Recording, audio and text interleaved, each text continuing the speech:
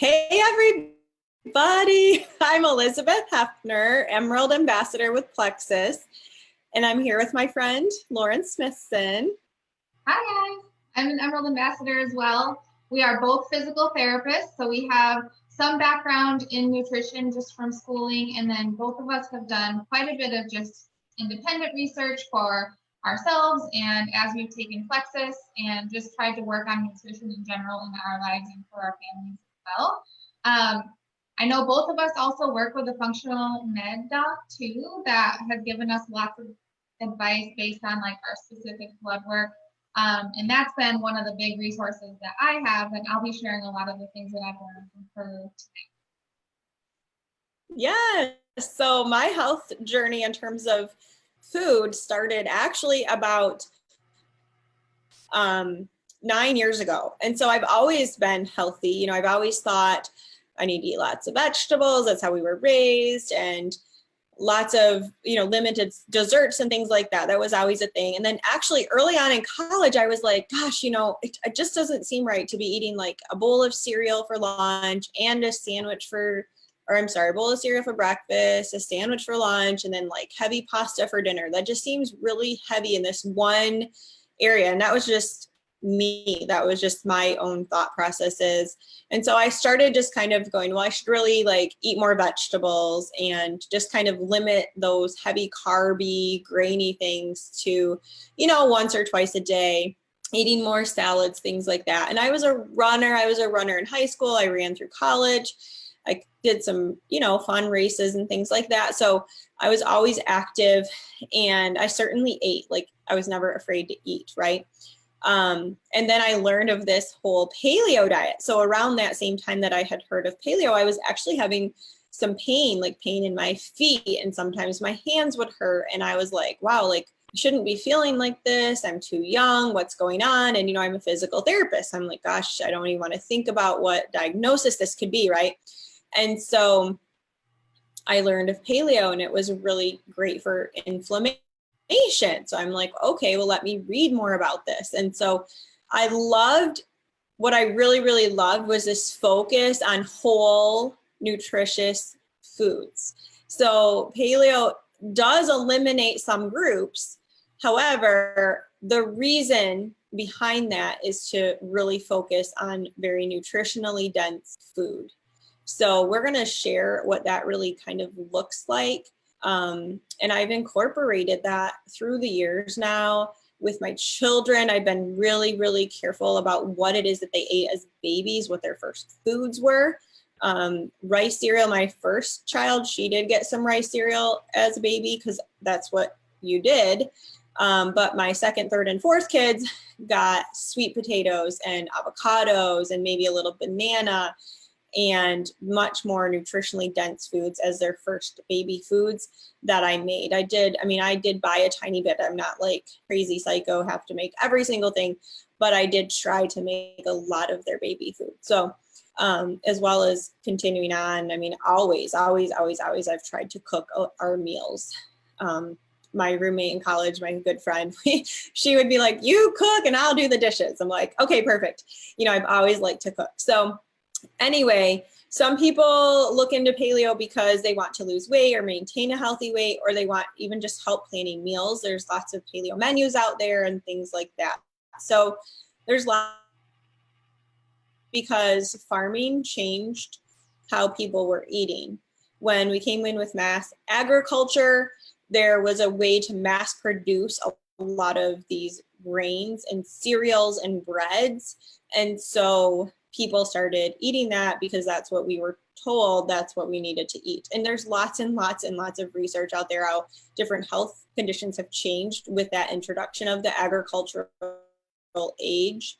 I've listened to several podcasts and different webinars. This was years ago. I had started listening to this. This isn't just a Plexus thing. And so just really educated myself in that. And as I followed more carefully what I was putting into my body, I did notice results. And it really, really is a trifecta of proper nutrition, proper supplementation, and moving our bodies. So Yeah, that is a very long intro and a little bit of more of my background that maybe you haven't heard before. So Lauren, what do you have to add to that? Well, I don't know if you want my background as well, but I definitely did not grow up eating a lot of vegetables and taking care of myself the way that I do now, unfortunately. It was just, I don't know if it was a different time or what, but I definitely had a lot more processed foods in my diet when I was growing up. And now, just over the years, I've learned a lot in school and just in life and how I felt. And I have always been a little bit chubbier, and I just didn't like how I felt in my own skin. And so I always was trying to figure out ways to make myself just feel better and feel more comfortable in my own skin. And so just over the years, I've tried different things, and I really have come to like eating just more, like Elizabeth said, nutrient dense foods. I just feel better that way. That doesn't mean that I don't crave some of the processed stuff. It doesn't mean that I'm perfect. It means that I really try to have a kind of a 90-10 balance, right? Like 90% of the time, I make really good choices for my body. And then the other 10% of the time, it's okay if I see a piece of chocolate and want to indulge in that, but I shouldn't be doing that all the time. So it's really nice to have that balance so that we're not creating disordered habits or anything like that, but just knowing that most of the time I'm making really good choices, and sometimes I indulge and enjoy myself in other ways. So that's kind of my background, but I really have found that I just feel better when I eat this way. And you can call it paleo. I know Elizabeth's going to have some information on intermittent fasting, and there's lots of information on counting your macros and all of this stuff. But really, I think what it boils down to is, like she said, just eating really whole, nutrient dense foods, eliminating some of the processed stuff that you're probably possibly consuming because it's in everything, eliminating artificial sweeteners, and I'll talk a little bit about that tonight, and then drinking lots and lots of water, and there's lots of benefits to drinking a lot of water. So we're going to kind of go through all the different food groups tonight at some point, because I think for some people you hear carb and you think one thing, and you hear fat and you think of one thing, and it's really a little more complex than that. So we're going to dive into what those different food groups are, and then talk about how much of each thing you should be eating. Absolutely. I love that. I love that explanation. I love that we come from different backgrounds, but have ended up in kind of the same place, right? That's incredible. Really for everybody. Yeah. So the thing that we talk about, let's talk about like the food groups, right? So there are healthy fats and then there's not healthy fats. I'll start with that. So fat is not bad for you, and there are still several published diets that will say low in fat, like low fat yogurts or low fat cheeses or something, or low fat milk. And actually the dairy consumption is kind of one of those things that maybe some people shouldn't really be tolerating dairy or shouldn't be eating a lot of dairy. They say that, you hear often, especially in more of that paleo world, that milk and dairy is for baby cows, not for humans. Human milk is for baby humans, and cow's milk is made for baby cows. So I have gone dairy free in the past. I have right now, I'm incorporating some dairy in my routine because I am tolerating it fine. Like, I'm very acutely aware of my inflammatory levels and how I feel, and I'm doing great with it. And it's a great way to get some fat in my diet. The things that we want to avoid in terms of unhealthy fats are things like vegetable oil and soybean oil, hydrogenated oils, margarine, any processed butter, like man-made butter. Your butter should literally say butter, like dairy, milk. So that's one thing that you can kind of look at. We want to be really cooking with butter and avocado oil. Avocado oil. Avocado oil, read about, because I think there's that heat point where you don't want to heat it too much because it can change the properties. Olive oil is good. So we want to be using those, and we really want to avoid the yucky oils, what I say yucky oils. So the soys and the vegetables and the Criscos and things like that, because they really can wreak havoc on our system. I'm not going to go into tons of detail about that. You can certainly Google this. And keeping in mind like restaurants. So if you go to a restaurant and a lot of restaurant salad dressings, a lot of on the shelf salad dressings are full of vegetable oil or soybean oil. And that's really not a great place to start at all. But there are coming out with more and more and more salad dressings made with olive oil, or you can make your own. I'll do a salad with just balsamic vinegar and some olive oil and salt and pepper on there. It's really delicious. I've cut up some olives on there. I just really can enjoy that.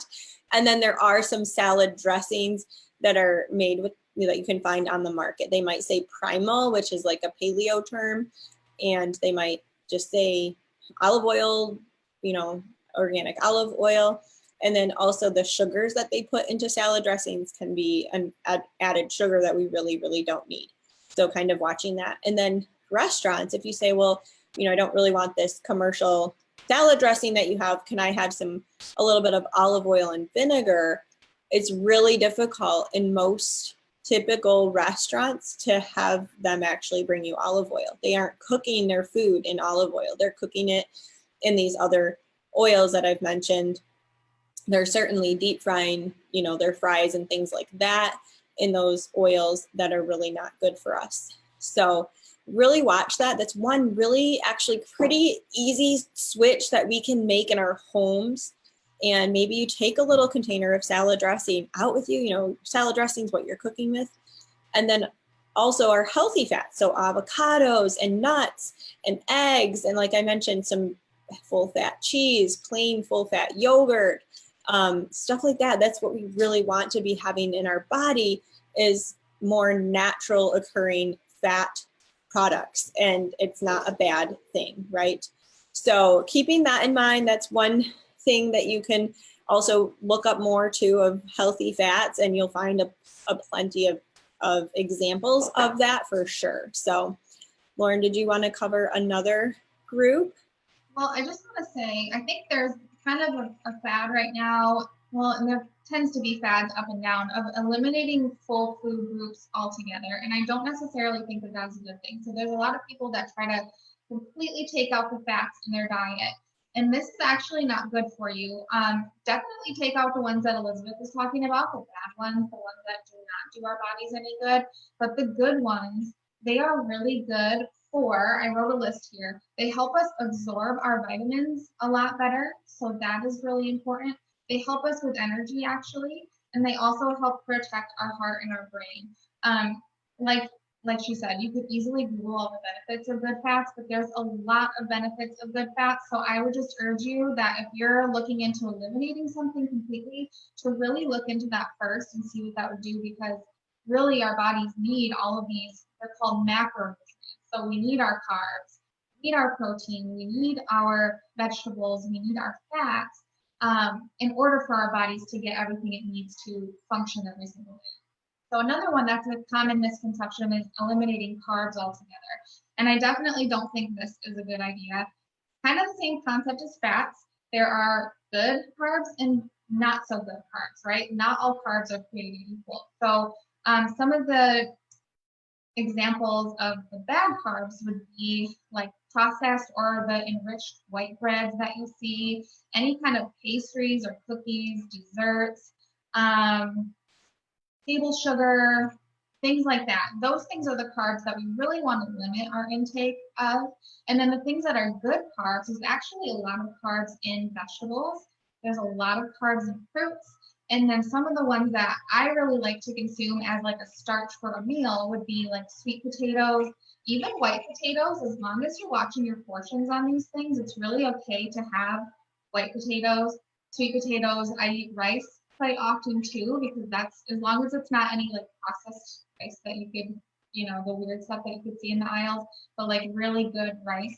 As long as you're kind of measuring or keeping an eye on what your portions look like, then it's really not a bad thing to have carbs, and we need those for our energy. That's what our bodies use to convert to glucose to give us energy.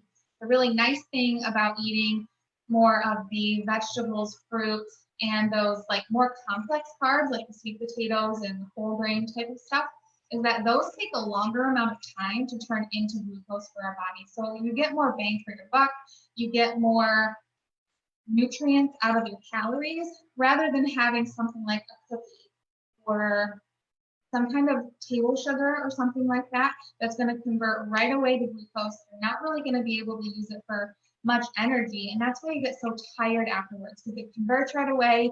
It doesn't really use it for anything productive, and then you're just tired afterwards. For instance, if I have a piece of chocolate or something like that and just want to indulge, right afterwards, I actually feel kind of tired and it does not make me feel good. So I would rather just drink some water or make some tea or something like that if I have some kind of craving. Or for us in Plexus, a really great alternative would be to have like the Hunger Control Slim, which would help give us that sweet taste, but would help us curb that craving for that sweet, unhealthy sweet. Something about artificial sweeteners though, while we're kind of on the sweet topic, I actually looked into this quite a bit today, and I've been looking at this a lot lately, but sometimes those artificial sweeteners can be in the different foods that we eat, and they're really, really not good for you. If you have any kind of Splenda that you put in your coffee every day, or if you're drinking diet sodas that have a lot of aspartame or other types of artificial sweeteners, right away, just one packet of the Splenda that you put into coffee or whatever it is will completely kill 50% of the good bacteria that's in your gut. So it's just something else to watch out for, to really limit those kind of things as well. That's something that you can just completely cut out, is those artificial sweeteners, because that's going to do a lot worse for your gut and for just your glucose tolerance, or what is it? Glucose. I wrote this down. The artificial sweeteners are worse than sugar for increasing your weight gain. They worsen your insulin sensitivity. That's what I was thinking of. And that's all worse than just regular table sugar. So it's better, even though regular table sugar is not something we want, the artificial sweeteners are actually worse for us for those things than the table sugar are themselves. So if you're looking for something to sweeten something up, something that people think is really a healthier alternative, which it is healthier, would be like agave or honey, but you have to watch out for those too, because they can be a little bit more processed as well. So just making sure that you're knowing where it's sourced from, or not really having a ton of that. One of the really good types of sweeteners is if you get stevia from the actual plant itself. There are a list of 2 other ones along with that, but I thought that was really important to note, that the stevia from the plant is actually one of the best ones you can do, and that is what we sweeten our pink. That's really great to make that link, that Plexus really cares about the ingredients that goes into our products, and we're not just putting some kind of bad sugar in there. We're getting from an actual plant, stevia from the plant to sweeten. So I thought that was a good point to make. I love that. And I've heard too, so when we have an artificial sweetener, it's telling our brain that we ate something sweet, which then is causing an insulin response. So when we eat something sweet, we get an insulin response, triggers our brain. Our brain is telling our pancreas to do its job.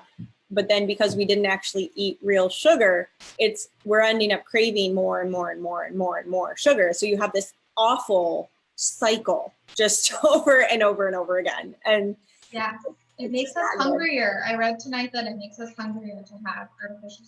Mm-hmm. And I've talked to lots of nurses, friends, and also a few like neurologists, and either like the friend has said, well, Dr. So-and-so, who is a neurologist, has told me, or I've talked to the neurologist themselves. I've heard this from several people. The neurologists say that I've talked to, like, and I've just indicated that you do not want to do the artificial sweeteners because they're actually neurotoxic too.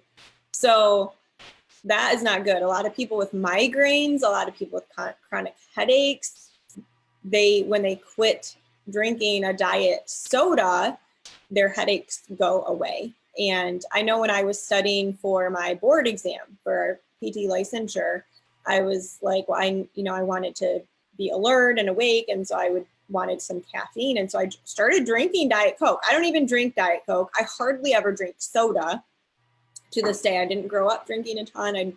I'm not, I like rare before plexus. And now it's just like unheard of almost, right? For me to drink a soda. But I was like, well, I'll drink a Diet Coke and I'll study. I started getting headaches. Like I literally started getting headaches and I'm like, oh my gosh, this is so not good. Quit drinking it. Headaches went away. So thankfully that was short-lived for me. And I was very careful. I've had different family members want to give my children like those, like nutritious, what is it? Crystal Light. Like, oh, it's just Crystal Light. It's not going to hurt them. I'm like, yes, it is. Like, because I didn't want them drinking Kool-Aid either. I'm like, they don't need a cup of sugar to drink. We drink water. That was way pre-plexus. Just my kids can drink water. That's what's going to nourish their body. They weren't big juice drinkers or anything like that, but I didn't want them drinking Kool-Aid. So the alternative was Crystal Light. I'm like, no, that's going to kill their little brain cells that we're trying to develop over here. And then along the same lines, the healthy fats are good for our brain. So pregnant, nursing mothers, we really want to make sure we're getting those extra good fish oils, healthy fats. Our Omega X is a great plant source of omegas. And another good source of a fatty food would be some good fish, you know, sourced from a good place so that it's not contaminated with all the bad stuff. So never eat the farm raised is what I've heard, because it actually has more stuff in it, you know, more, contaminants. You guys, oh my goodness. So those are some tips there to kind of keep in mind with that. I really appreciate all your info, Lauren, for sure. And the other thing to keep in mind, so there is no bad food. Food is not bad, right? Part of this learning process with changing our habits, changing our diet maybe, and our diet is just what we eat. I don't go on a diet. What I eat is my diet, right? So, you know, your puppy has a diet. Your puppy's diet is puppy food. Your dog's diet is dog food. Your elderly dog's diet is elderly dog food. So diet is just what we eat. I don't ever say I'm going on a diet.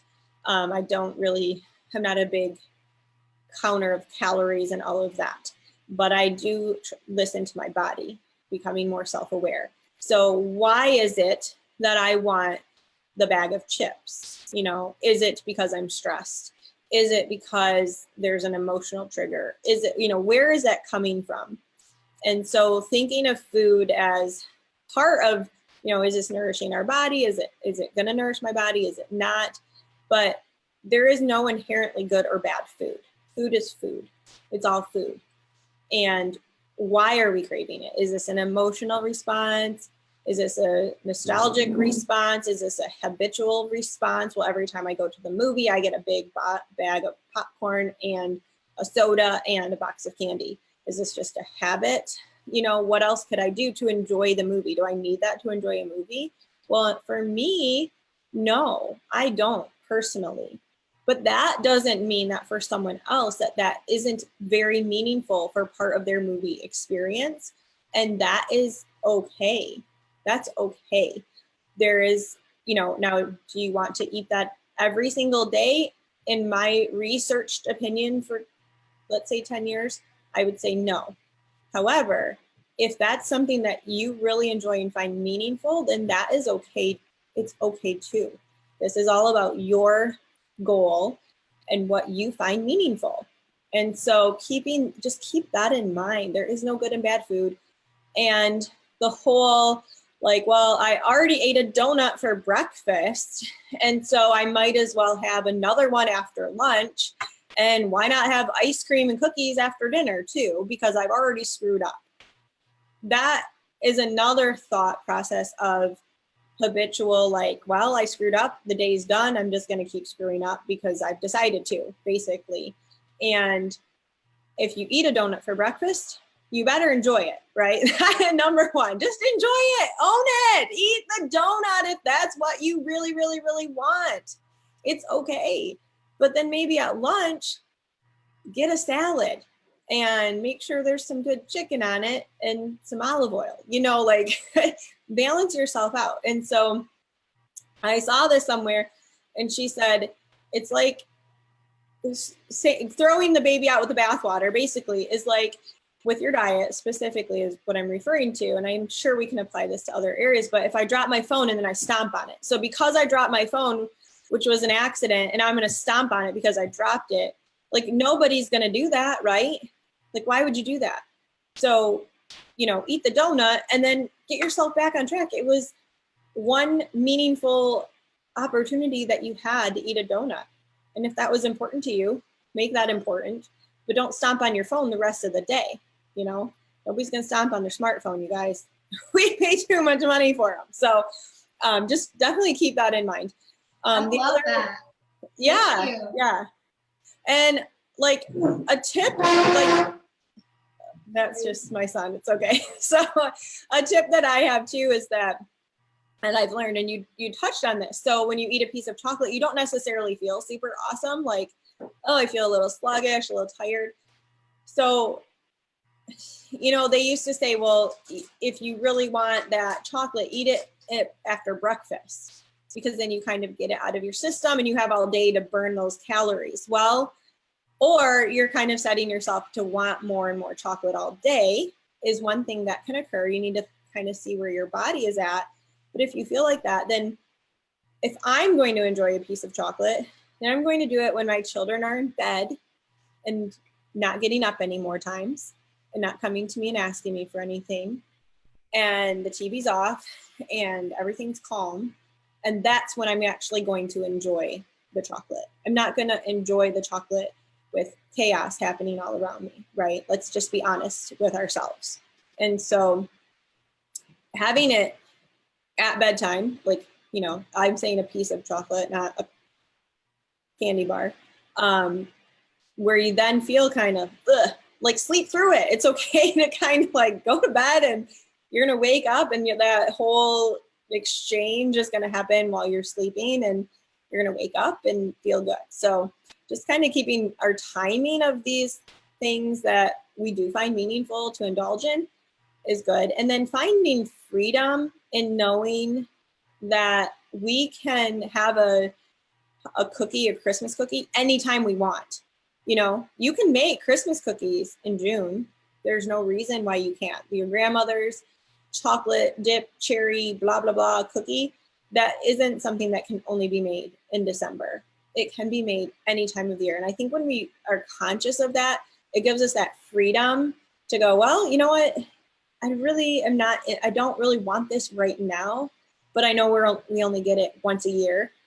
Well, no, make them in June when you really, really, really want it. And that's okay too. So kind of keeping that in mind, that we need to know that food is available. We are in a very blessed nation and food is available to us so easily. There's grocery pickups, there's deliveries, there's Costco, there's Sam's. Like we have all these options of getting food into our house and into our bellies. And so we need to be thankful for that. And we need to just remember that we're a very blessed nation in this manner. So I have one more thing I want to add, and I know we're already at over half an hour, so I don't want to take up a bunch more of your time, but I just have something that I think is beneficial. It's helped me a ton, which is visualizing how much of each thing I need to eat each day. So my functional med doctor actually gave me a recommendation for these containers. So see how there's 3 portioned out areas here? The only thing I don't love about this is it's plastic, so I actually just bought a microwavable one that is not made of plastic that I can use for work that I'm now using. But this was a really great place to start. So I can link these. I don't know if I have the link to these, but I can link these in the comments so you can kind of at least get a feel of how much of everything you should be eating. So this is kind of how I map out each of my meals.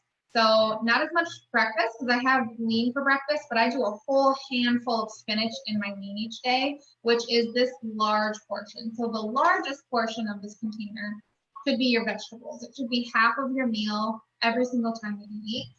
One of the other ones is protein, and then the other one is carbs.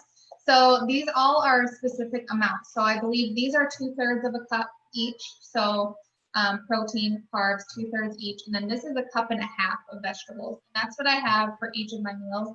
And it's really helped me visualize. If you don't have this container, if you just look at your plate, say you have a circle plate, half of it should be vegetables, and then of the other half, divide that in half, and half of it would be your good carb, like your sweet potato, your rice, your whatever else it is there, your fruit on that side, and then the other half would be your protein.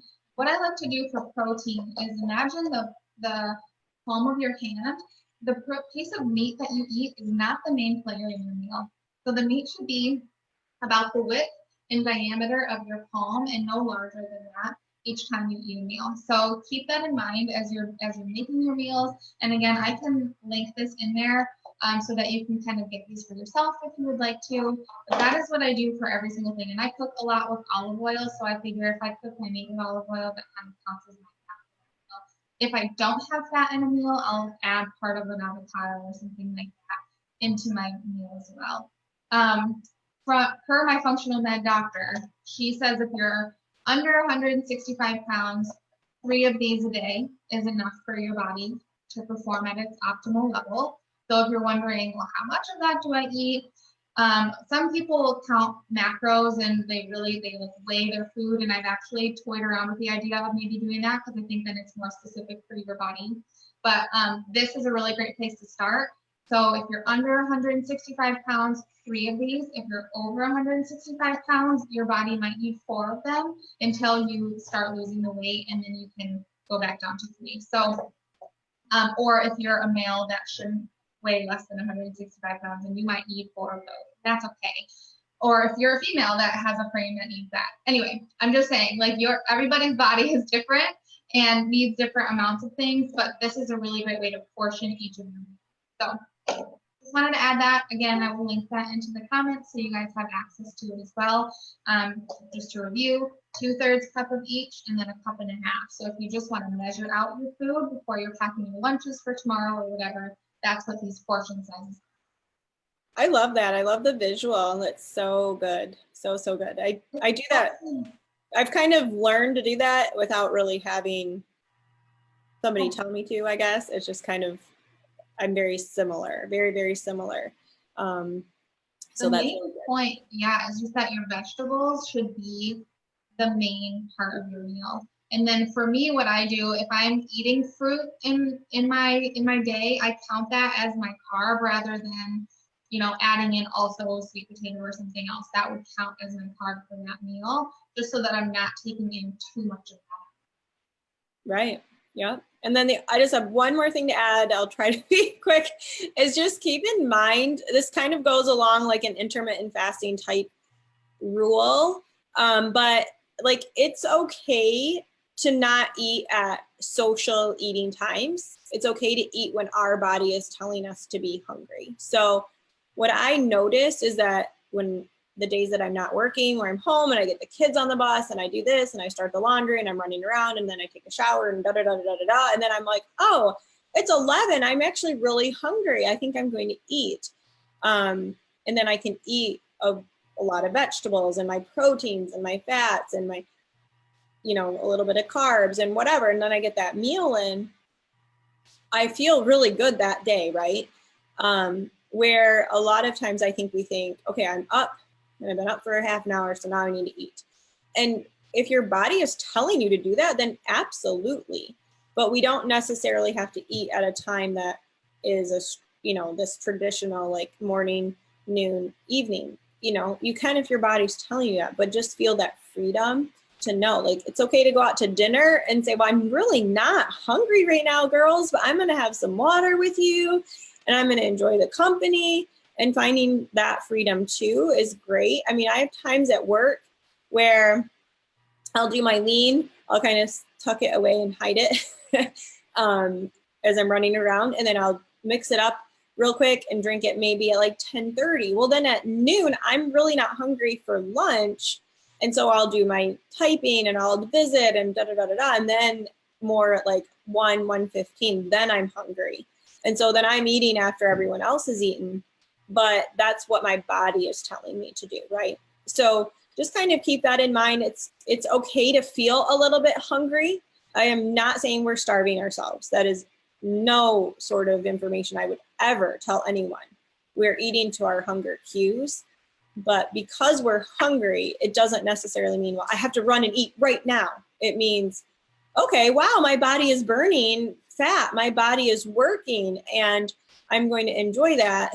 And then you're going to eat when you can. There isn't this, I better go shove some crackers in my mouth because I'm hungry, but I don't have time to make a full meal. And so just kind of keeping that in mind too, that this is your body and you get to find freedom in how you're going to eat for what's best for you. Great point. And then one last thing, and I know that we keep saying that, but water is also a really important part of your day as well. And it's really important to get half your body weight in ounces per day. I use this humongous jug. I'm a little behind on water. Some of the upper level, but it's really good to drink half your body weight in ounces per day because for a lot of reasons. One, I'm a pelvic floor physical therapist, so it's really good for your bladder health. So I'm just going to give that kind of shout out here. But then also glucose can't leave your body without being attached to a water molecule. So if you have excess sugar or excess anything in your body, if you're not peeing it out, it's not going to go anywhere. So it's just going to store as fat. So that's one of the main reasons. And it's just good to keep your skin hydrated, your organs hydrated and functioning properly. And really, that's one of the most important things we can tell you is drink your water. That's something I've been really, really focusing on lately. And it actually makes me feel fuller for longer too. I was telling my husband tonight at dinner, we made the soup and it was awesome. And I was like, oh my gosh, I want more of that. But instead of having a second bowl or more food, I drank a bunch of water and I felt more full and just better afterwards than if I would have had a second helping something. So that's another way to keep yourself a little fuller longer too, and just to make sure you're getting all. You can also add lemon to that to help you detoxify if you'd like to. And yeah, I think water is super important. And bonus, if it's cold, your body's going to try to heat it up and it's going to use energy to do that, which will rev up your metabolism a little bit as well. So lots of benefits to drinking water.